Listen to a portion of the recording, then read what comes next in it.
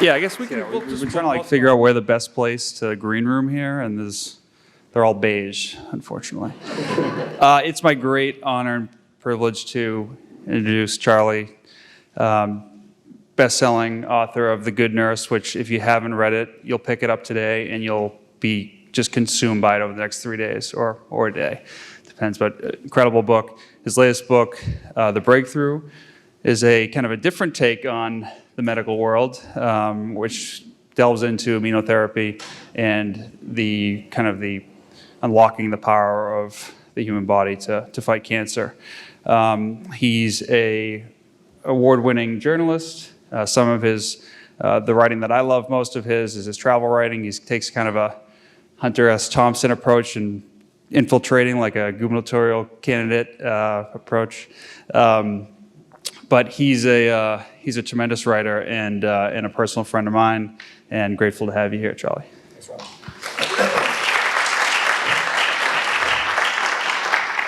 So just to start things off, I thought we could kind of like, I'm going to throw you like a Bush League question just so we can all have an idea of what we're talking about here when we talk about The Breakthrough. Can you give us kind of in a nutshell what we're talking about? Right. Okay. This book, The Breakthrough, it took me 4.5 years to learn how to say it quickly. I guess that's the process of writing a book. Very quickly, why is it that we always know when we have a cold or the flu we have symptoms, but it requires a test usually to know if you have cancer? It's a fascinating question that never occurred to me before, and it turns out the answer to that question is incredibly important. The answer for a long time, for 100 years, the answer, even according to the emperor of all maladies, was that the immune system could not see cancer, couldn't recognize cancer. Cancer's us, right? So we're not supposed to attack us. That's autoimmunity. That's more dangerous than anything. And so the immune system had nothing to say to cancer, and therefore it couldn't be used as a vehicle for you couldn't create a vaccine or something like that. But that turns out to be dead wrong. And we didn't know that until very, very recently. In fact, a lot of people still don't know that. It turns out that cancer can be recognized by the immune system. And in fact, to be clear, everyone in this room you've gotten cancer like 100 times since we started talking. And those cancers have been discovered and wiped out by your immune system because they were unsuccessful. They didn't have the tricks. They couldn't hide from the immune system. The successful cancer is the cancer that's able to hide or trick the immune system in some way. And how it does that, one of the ways it does that, is by what you might think of as a secret handshake. It's sort of the same sort of secret handshake that a developing fetus uses to tell an immune system, hey, I know I look different. I'm a mix of mom and dad. I'm not exactly what you're used to seeing, but trust me, I'm cool. I need to be here in order for the race to survive. So that trick, co-opted by cancer, by random mutation and other tricks like it, end up being why we don't have symptoms. It's because cancer is actively either shutting down the immune system or down-regulating or using these built-in fuses in the immune response. And now that we know that changes everything, right? Because now, first of all, that wasn't true before. People that believed that and worked on that were considered the laughingstock of science. It was underfunded and as I say, ridiculed. And so people weren't really looking there. We were looking to bomb cancer, cut, poison, and burn, right? Now that we know, first of all, we can start blocking those secret handshakes. And in doing that, we discover that we change response rates right away. It was like turning on the lights. Suddenly, cancer becomes the cold. For those people that respond from those early handshakes that we've already discovered, cancer becomes the cold, and they're cured. They're functionally cured. We're trying to enlarge the circle of those responders. There are more and more handshakes being discovered. There are combinations of things. I mean, we can get into it further, but the basic concept of the book is that. And as it happens, just as the book came out, it was a premise that was, you'd think you would have heard about it, right? Except it's sort of complicated to describe. Well, it's not complicated to describe. It just takes a long time to figure out how to describe it in a non-complicated way, I guess. And so there really wasn't a ton of interest right until the book came out. But luckily, as the book came out, one of the people I was writing about, Dr. Jim Allison and Tasuku Hanjo, both were awarded the Nobel Prize in Medicine for exactly this. So this is not fringe medicine. This isn't alternative medicine. This is medicine. This is a new understanding about ourselves and science and the immune system and cancer, which will, most people believe, lead to at least treating cancer as a chronic disease, if not curing it outright. Can you give us an example that illustrates just the optimism that this brings? Like, is there a particular, you detail these stories, I think, which is incredible in the book because it gives it a face to the science. Can you share one of those folks that illustrates like what this can do? A person that's having to turn to clinical trials and they have a miraculous outcome. Sure, absolutely. I start the book. If you haven't read the book, two things about it. First, just backing up. The first thing is I wrote this for everybody. All the people in my life that had cancer as I wrote it, people I knew and didn't know, people that were MD PhDs and people that hadn't finished high school. And I figured not everybody really wants to even read a book like this. Most people that have read The Emperor of All Maladies didn't really finish The Emperor of All Maladies. And I didn't want one of those books. So first of all, the first page of the book is 10 lines long, contains no science words. It gives you the entire synopsis. You read that, you really don't have to read the rest of the book.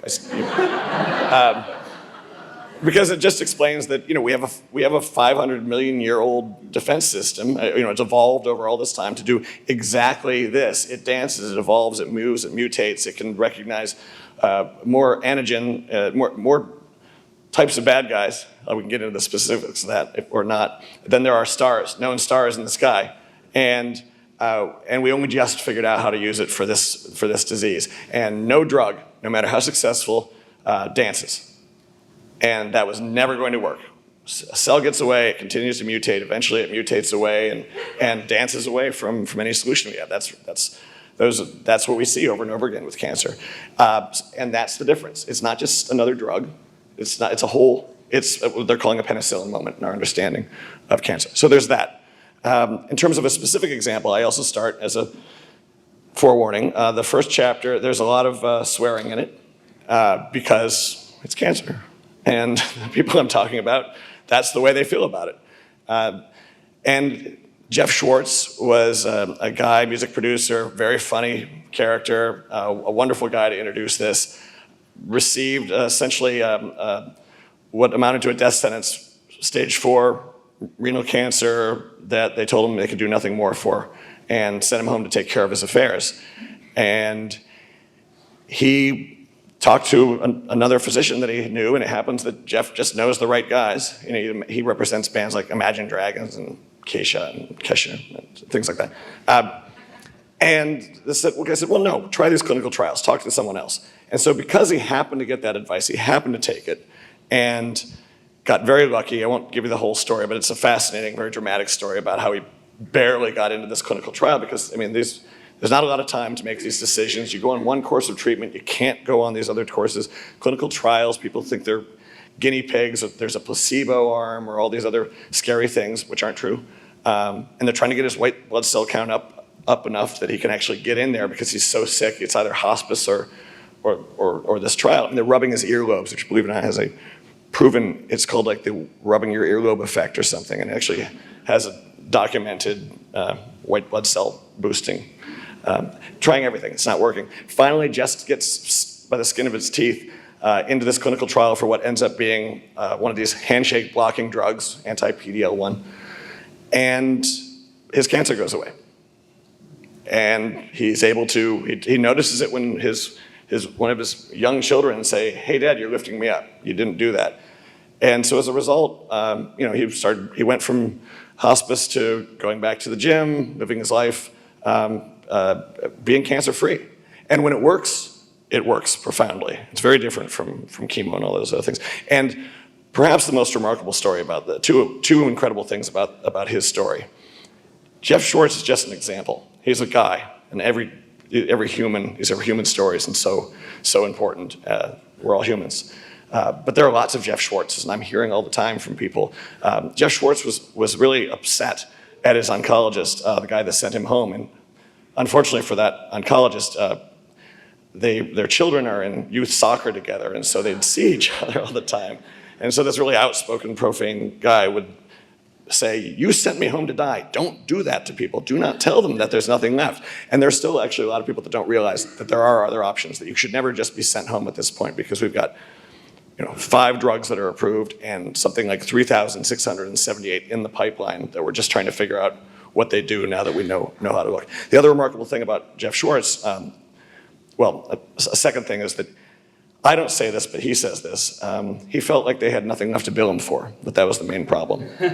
And that's a matter of paradigm. That's not doctors being evil. I come from a long line of doctors. I've got the greatest respect for doctors and nurses and everyone in healthcare. They give a ton. But people don't always know what to do. And they didn't build a business that way. The hospital didn't build a business that way. And this was radical science. In fact, it was dead wrong until it was absolutely right. And so that's why it's important to spread the message. He spread that message to another young woman who was attached to Imagine Dragons, but she also had Kim White. He felt that was his duty. And she had full remission, and then she wanted to just disappear into the woodwork, and he said, no, look, I've passed it forward, you have to pass it forward. And that's why he shared his, sharing your personal story is a very personal thing. You're really opening yourself up.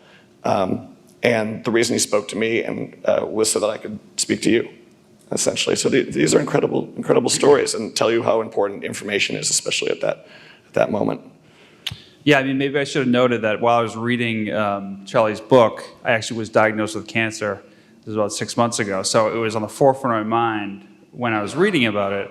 And one of the questions, I reached out immediately to Charlie. We've been friends. And, one of my questions was, what are the 3 questions I should be asking people, or like my doctors? And when do I know if this is the right approach? Because we have this menu of treatments, which you've just described, where it's chemo, radiation, cut it out. When does immunotherapy come onto the radar for a patient? Right. Well, and with cut, poison, and burn, I want to add before someone will, the thing about speaking generally and hopefully clearly about something that's the intersection of 2 incredibly complicated biologies is that you're sometimes a little wrong in order to get your point across. So there's, in addition to poison, I would say starve. So there's a small molecule, but it is those modalities. You're always treating cancer like a monster. It's Godzilla. You're trying to kill Godzilla without destroying Tokyo. That's the old model. The old model is unleash Tokyo too. The metaphors fall apart at a certain point too, which I discovered over and over again in writing this book.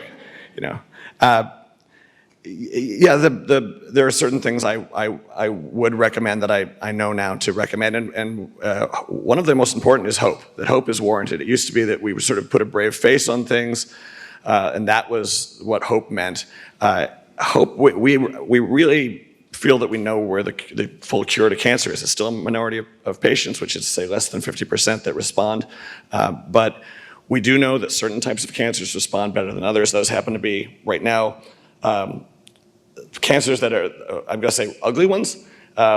Skin cancer, or melanoma, kidney cancer, lung cancer, cancers where they've been the front line with the environment, right? And so they're heavily mutated.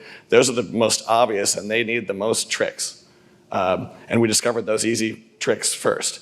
Now we're decoding the others. So what you want to be able to do, and each cancer is different. I always want to be very careful. I'm not a physician. You need to check with someone that is, but also make sure you've got someone that's paying attention to this. A comprehensive cancer center of some sort that's tied into the latest stuff, because the latest stuff is changing. The cancers, as I say, that do respond, they can do tests. What we're trying to do now is figure out how to get better tests so that you can make good decisions quickly, because those quickly is important, and that you're not going almost right, but just a little wrong. Your cancer may not have that secret handshake. And so it's good to know that, so you're not looking for that. We're also discovering that the levels of chemo that were previously prescribed are perhaps detrimental enough to the immune system that we should think about first, put a checkpoint blockade inhibitor, the secret handshake in there first. This is some of the most obvious ones. See if you can figure out quickly whether a patient will respond by looking for certain biomarkers. And most importantly, I was doing an interview on television in Kentucky with the University of Kentucky, and I learned there that, first of all, the lung cancer rates are out of control. Second of all, lung cancer is one of these, it's a shame cancer where an incredible statistic, more than half of Americans, the last time they see their physician is when they get a diagnosis because they think they know what's going to happen. And there's this sense that's sometimes given that, well, the first question is, well, did he smoke? Or there's always a little bit of a, as if cancer is somehow, payback. You've earned it. And cancer's responding, lung cancer's responding great. It's one of the better responders. And so when you get the response, which is, we've got nothing left for you to try, you should just, that's wrong. So what's one of the most important things, especially in rural Kentucky, to be able to tell people that's just simply not true. Find a clinical trial, because it's all the things I'm talking about, the new drugs, plus those new drugs in combination with all the old drugs. Because now what we realize is that cancer had a foot on the brakes this entire time. So now we're re-examining all the things that didn't work before and say, well, wait, would they work if we took the brakes off? And it turns out they do. It also turns out, this isn't to replace chemotherapy necessarily, because you blow up a tumor, it becomes, not to get too into the biology, but it becomes like a million wanted posters for your specific type of cancer that get distributed around. A clone army can be built up of defenders specific to that cancer. That's how a vaccine works. And it works if you can if the immune system's not suppressed by the cancer itself. So taking the brakes off, plus distributing the help wanted posters, or the wanted posters about your specific cancer, works even better, turns out. So these treatments are working in combinations. And again, these are really early days. Which begs the question, what time is this going to be at the forefront of, or is it going to be kind of on the menu of treatments that people can pick from? Now.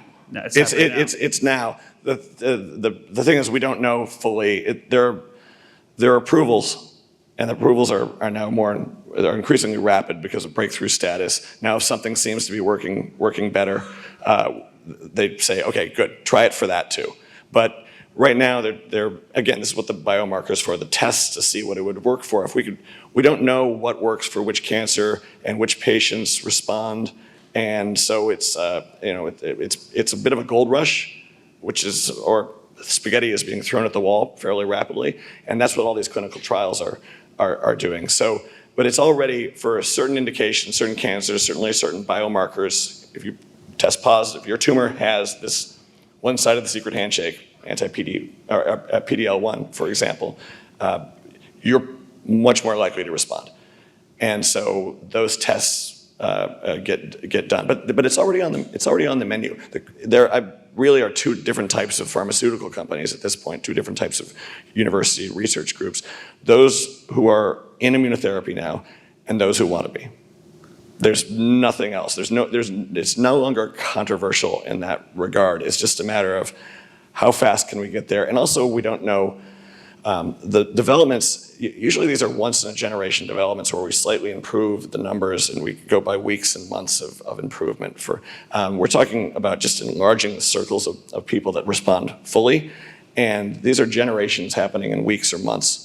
And so you really have to stay tuned. Which also, you think about the doctors who have kind of come up they're working in a very defined understanding of oncology, and now they've got this whole new kind of science to integrate. I mean, will it take a generation of new doctors to really get this implemented, or can they come up to speed to really make that type of change? It's really been challenging, I think, for oncologists. As I say, Siddhartha Mukherjee, a wonderful writer, apparently a wonderful doctor, and wrote The Emperor of All Maladies, takes care of a lot of patients, didn't mention immunotherapy or the immune system once in the book. Right. So that you have to relearn and rethink and really rethink what cancer is and how it works. And so it is an enormous challenge. And the best of them are embracing this and saying, great, we've got a new tool. That's so much better. This is all we want is good outcomes. That's not universally true. But the next generation, this is what they're taught. Okay, that immune suppression is a hallmark of cancer. Where else could this lead? Like, where else could we be directing immunotherapy? Oh, right. So again, the real breakthrough of the book, The Breakthrough, and what I was training signal. It's not just that we've changed the war with cancer, which we have profoundly, fundamentally, but we now understand the immune system in a completely different way. And so that means we can look at autoimmune diseases in a completely different way, and we also appreciate how many diseases are autoimmune diseases. The immune system sort of ends up looking like the butler in one of those locked door mysteries where you can't figure out who done it, and the butler's just standing there the whole time. Multiple sclerosis, possibly schizophrenia, we're seeing, type 1 diabetes for sure, all sorts of aspects of disease that we hadn't necessarily pegged to this, or to now that we understand that the immune system has so many breaks in it, and we're starting to unravel the basic science of that, because I want to emphasize also that if you ever wonder what they're doing at the NIH with things that are really hard to explain and it's basic science and they can't tell you exactly how you're going to use this, that's where all of this stuff came from. It's where all it comes from. It's not a matter of knowing what you're looking for and finding it. It's a matter of saying, how do we unravel this really complicated ball of twine? And what they're discovering are all of these breaks and fuses and feedback loops and communications between your microbiome and your immune system, different types of immune cells. A new type of hybrid immune cell was discovered 2 weeks ago. All of these things are so new, and you don't find them unless you just look with an open mind. And so what we're increasingly going to be able to do, I think, is not only realize how many diseases are autoimmune diseases, or in some way a failure or a misread by the immune system of what it's supposed to do, and it's attacking the wrong thing. We're also realizing that, as in the case of the fetus, cancers and other diseases can flip a switch, turn the cells that are supposed to be attackers into protectors, and they create a wall. Pancreatic cancer seems to be one of those, for instance. And so now it's really changed disease. It's changed medicine. It's a thrilling time to get into the sciences, and I hear from a lot of young, cusp of career, cusp of big choice science students, and I wrote it so high school kids can read it. I have junior high kids reading it, and they say, "Wow, that's clearly the coolest thing to be doing in life, is studying this stuff, because it's wide open. It's just a wide open field." Can you talk a little bit more about the gut biome and the connection that this? Yeah, this is one you can really geek out on, and it's really, really cool. But the short, concrete version of it is, we were evolved for a very long time as critters. We had a much more complicated diet. We ate all sorts of things, and things lived in us, and we had a very complicated zoo. And toning down that complicated zoo was part of what we learned to do. And now we don't do that. We sort of have a monoculture going, like we're just a big cornfield. And it turns out all those little bugs communicate. And part of what they do, we've sort of evolved together. And we're learning that they actually regulate the immune system. They are, turns out, a very important part of fighting cancer and other diseases, of keeping inflammation at bay, things like that. And so, as a concrete example, again, this is something, it's incredible how much new stuff comes up. I learned while sitting with the guy that was going to be interviewing me, who was a major researcher and physician out of University of Chicago, that was in Kentucky with me. He gave a quick slide presentation to some students at the university there, and it was all new to me. And basically, it was mice that responded to the secret handshake drug, the checkpoint inhibitor. If you switched and there's then some that didn't, you switched their poop, fecal transplant, you switched which one responded. And then, other thing that just came out, they find that people taking probiotics weren't responding as well to checkpoint inhibitors. Okay, that tells you that, so that's just a hint of how important that is. I also totally misunderstood all of that stuff. I misunderstood fiber. I thought fiber was like, the best fiber would be like a big loofah sponge that would go all the way through and clean you out. I thought fiber was supposed to clean you out. It's not. It's feed for the horses. It's microbiome chow.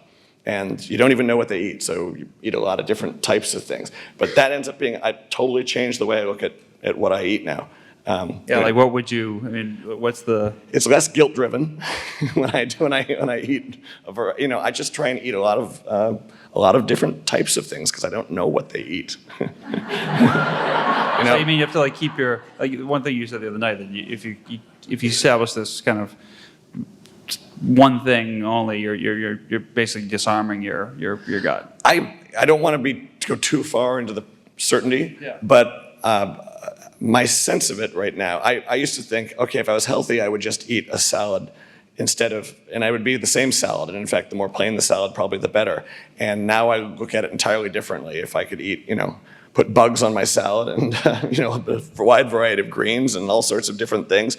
It's more a matter of eating widely. And not just thinking, this is bad, this is good because of some caloric or fat element. There's something, we'll figure it. I think we're figuring this out now, and it'll be less vague. It's interesting because all this stuff that was considered alternative or new age or hippie or whatever you want to, or whatever it was, is now moving very definitively into the world of the concrete, medical, and scientific. And I've also seen that also with Ayurvedic medicine and Chinese things that one had a sensibility of that were defined in different terms are now being defined in these terms that we're more familiar with and being tested more empirically. So it's again a fascinating time. The one thing that I've experienced is the challenges of seeking these treatments.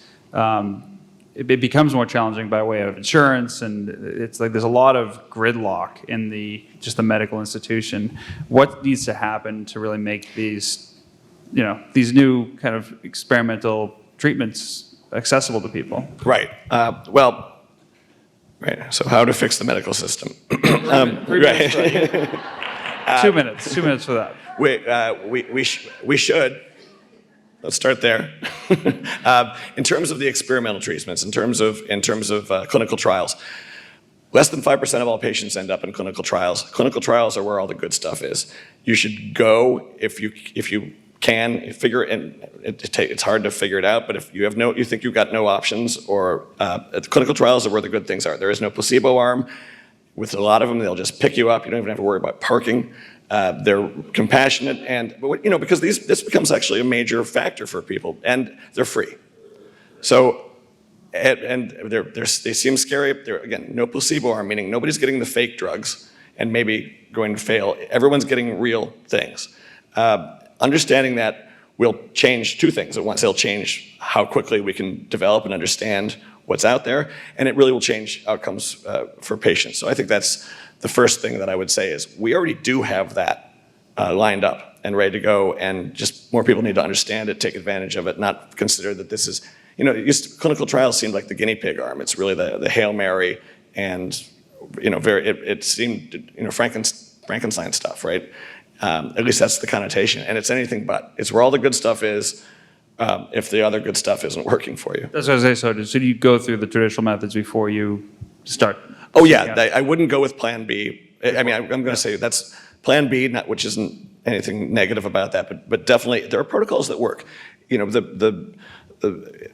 the Americans, 2 million Americans that are diagnosed with cancer this year, it's basically 1 in 3 people that will be diagnosed in their lifetime. Cut, poison, and burn, the known protocols, seem to work really well. And that has left traditionally in this country 600,000 people that had no options at all. Cancer coming back eventually, and those long-term rates is another issue.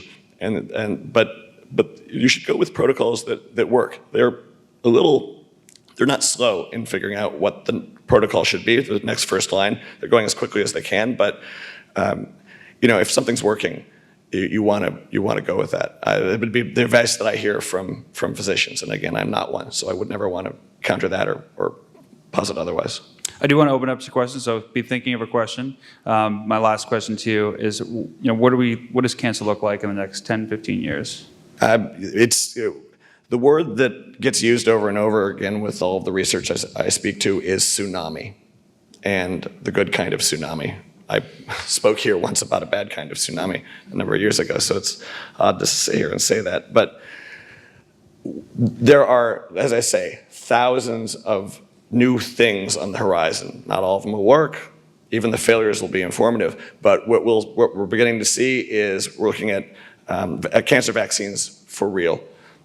We're looking at, there's something we didn't even touch upon. Cancer immunotherapy is anything that liberates or helps the immune system to do the job it's there to do. Full stop. I talked about the secret handshakes because they're sort of the easiest version to understand. There are other ways to liberate the immune system, including making these sort of RoboCop. You've got your T cells that go and kill the bad guys. You can make these RoboCop T cells that have eyes only for your cancer. And increasingly we're moving, that's already wiped out certain forms of childhood leukemia, which is incredible. The key now is how do we make them have eyes? How do we customize them for your cancer and also for solid tumors, because they float around and they do better with liquid cancers. So that's all coming. And we could list a whole number of them, just more and better, enlarging that circle of responders. And I wouldn't want to make a solid prediction about what it looks like in 10 years, but it looks a hell of a lot better than it does today. And even next week looks better than it does today. And all of it looks a world difference away from what it looked like 5 years ago. So that's incredible, and that's the breakthrough. And so that hope, the physicians I speak to again, that really are in the middle of this, these are the guys that are bench to bedside, working both sides of the MD, PhD, researching the stuff, making the stuff, treating patients. They tell me that if they can't cure their patients today, they just want to keep them alive long enough so that they could possibly cure them tomorrow with what's coming. That's how strongly they believe in this. And belief and hate and faith and the word cure, never say that. They would never hear that come out of an oncologist's mouth. I wouldn't have parroted it. I wouldn't call my book The Breakthrough. I even make fun of that title because Time Magazine's used it a few times over the past decades, and they turn out to be duds, and people feel that it's a disappointment. This, I describe sometimes as the difference between, in terms of looking for a cure, losing your car keys somewhere in Massachusetts and losing your car keys in your hotel room.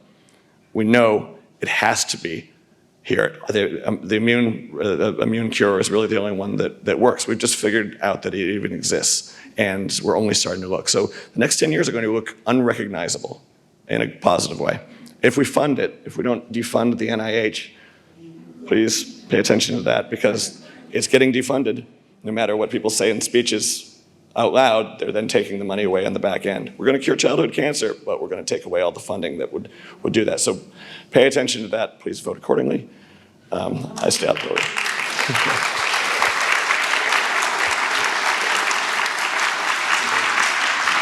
Yes, sir. I wanted to know more about probiotics. So, I've been trying to get my dad to take some, he's never heard the word. But I didn't understand what you meant about the secret handshake, if that means they turn out to be bad. But I also want to ask too, my strategy has been similar to your thing of fiber. Is I don't know which ones will work, so I just take a bunch of different types. Is that useful or stupid? Or? No. Great questions from a great author. So how do I unpack that? I can't tell you what the findings mean. I think that would be irresponsible. That would be taking an extra leap. What they found was patients that responded to checkpoint inhibitors, and the checkpoint, okay, they're calling them checkpoint inhibitors. These are the secret handshake drugs. This is the cancer has this, oh great, secret, the tumor has a hand out ready to basically say, I'm cool, T cell, don't kill me, right? And we can block that. Because we recognize it, we block that with an antibody. That's how that works. That has been enormously effective for people that have that handshake ready to go on their tumor, whose tumors express PD-L1. When they take probiotics prior to that treatment, the finding has been that it doesn't work as well.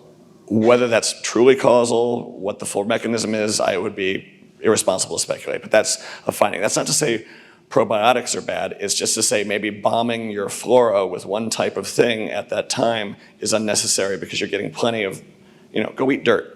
That's probiotics too. And I mean that. In terms of, what was the other part? The variety of fibers. Yeah, I mean, there's fiber that's sort of bulking and, and gives substance and fiber that's, it's just that you don't know what everything eats. What we now know is that it's worth looking at that zoo a lot more closely and understanding what's there. Some people have a zoo that seems to work a lot better at fighting disease for their genetics than others. And if we could figure out which belongs to which is where big data is going to come in, AI is going to be hugely helpful and all that, because it's just a lot of bookkeeping.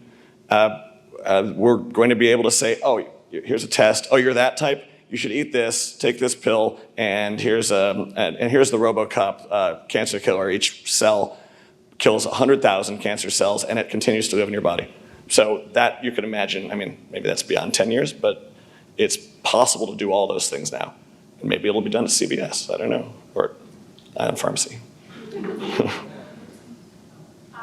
talking to all the physicians and doctors that you talked to, did it sound like there was any type of new cancer on the horizon, like how we didn't know that cigarettes caused cancer 20 years ago, like from our cell phones or the environment or something that we can't yet see coming? Interesting. Yeah, I know that the off-gassing of a fryer over years actually changes carcinoma rates. But that's because I live behind the Brotherhood. I looked that up. I love that I got that in. But it does, it's true. Especially for kids. I've looked at the cell phone stuff a lot. It's very difficult to say for a number of reasons, including frequency, intensity. People are not mice, which is seemingly obvious, but we miss that point all the time. We've cured cancer in mice all the time. The mice are doing great. It just doesn't seem to translate. And yet there is a causality. And what's 5G going to do? I don't know. What's happening with everything bombing around all the time? It might be meaningful, but nothing's been absolutely conclusive. I no longer think tinfoil hats are crazy, but that doesn't necessarily mean that I'm right. So I want to separate the scientific from the personal in that regard. There's always some new finding about what's going on, and I read a lot of theory. Why are there so many? Why there's such an uptick in colorectal cancer among young people right now? Why? Some people blame the addition of folic acid, the acidification of food in order to prevent botulism because of canned food.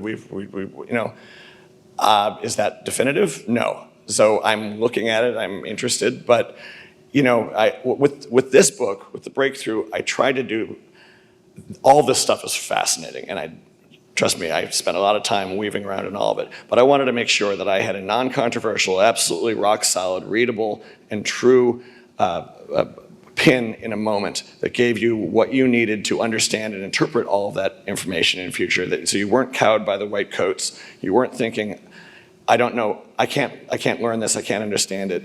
If you want to understand that coming tsunami and data that I'm talking about like that, having a basic understanding of what's going on in your body, as best as we understand it, how that all works, is really, really essential. And so, it wasn't my background. It took a long time to fight my way into that, and I fight my way out of that, hopefully in a way that everyone can, there's a really interesting view on this mountaintop, and it took a long time to beat this path all the way around, but I hope that everyone can go up there and see that and then interpret all this data that you're talking about, and make some of your own conclusions, but also understand the scientific conclusions, understand the difference between real science and fake news.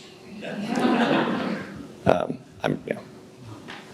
you have an opinion on preparation for colonoscopies and the cleansing of the gut? It's detrimental. Not really. I don't. I wouldn't feel comfortable. I do have an opinion about pre-op colonoscopy protocols. I don't really. I do know that there's been a lot with certain markers, CBRAF, and there's been a lot of movement with markers lately. They were just announced at the last ASCO meeting, American Society of Clinical Oncologists, 2 weeks ago. 3 or 4 different things, bing, bing, bing, that were really interesting, and as well as some data, I believe, on possibly pre-treating with checkpoint inhibitors just before operation. A good friend of mine, who I painted a lot of interiors over the winters, another writer, over many years ago. He's dealing with this disease now. He is the folks that are really up on it. I don't know if you subscribe to Colon Town or places like that. There are communities. There's a woman that I go back and forth with on Twitter that knows so much about exactly what's happening and all the data right now. It would be a mistake for me to try and summarize it to you here, but I could point you to where people know more about the specifics. Sir. Yes, first, thank you so much for your interest in this subject and sharing it with us. We really need this. I have a very good friend who's at the Smile Institute in New Haven, and stage 4 ovarian cancer. Do you know anything about clinical trials in that area, and how does immunotherapy work for ovarian cancer? Right. Again, I think I should stay out of anything prescriptive, especially in a group setting. I know that there are clinical trials for everything right now. If you want to look for them, I also know that there has been work, and I've actually seen some good, very preliminary numbers regarding exactly that. I mean, I don't know about the exact markers, but there's a lot of news. The conferences happen incredibly often, and I don't know how anybody gets anything done because there's 50 or 60,000 people that attend these things.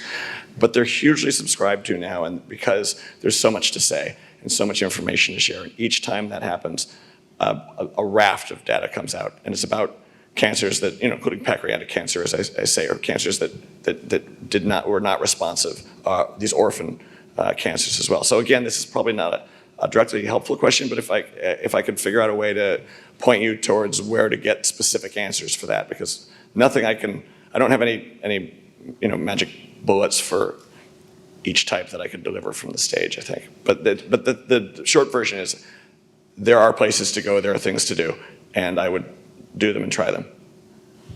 Miss, you have the last question. So if I understand you correctly, what you're saying is continue to have the conversation with your primary care doctor. Ask the hard questions. Continue to get your screening done, but don't necessarily cowgirl it. Have these full-on conversations. Yeah, my hope, probably the best use of the book is empowerment. You can realize that you can actually have that conversation. You can ask better questions. Physicians are people. When folks get a diagnosis, often they go to ground and surround themselves with their most familiars, and sometimes those are the trusted family physician who may not be the best person for this specific thing. And that's really important because you don't want to insult them by saying, I need to go somewhere else and ask another question. It's not insulting, it's important. And I think if you read and understand that, you'll have a BS detector a little bit to know when they themselves don't understand your question, perhaps. And to look somewhere else. So it is really important because I've found a lot of physicians that did not know, or that use this as a way to learn, use the book as a way to learn about it. It's not surprising. There's a lot of medicine to know. Not everybody's supposed to know everything, and generalists are, or if they were taught at all, they were taught against this, and certainly nobody knows immunology. It's really complicated. But there are specialists out there that are waiting for you to talk to them. I just did a benefit very quickly for a place called The Second Opinion. There isn't one here, but it's a charity that does exactly that, which is encourages you to come in and just ask again, even if only to understand better what's happening to you and to not feel, but never feel pigeonholed by that one response from your local person, your trusted person. It's not insulting. Ask, and that's why I say the comprehensive cancer centers are really important. But yeah, engage that conversation, continue to engage and insist for more. I can't tell you how many stories I have of somebody's sister, little sister, going online and saying, I don't like what they said in that room, and finding something for them to go do. Stephanie Joho, a young woman whose sister did that, and that made the difference in her treatment because she was computer savvy enough to be able to just find the clinical trials and ask those people, and those people are up on it. So yeah, ask more questions, be more empowered, don't be afraid, and be your own best advocate. Charlie, thank you so much. You guys pick up his books in the back. Thank you very much.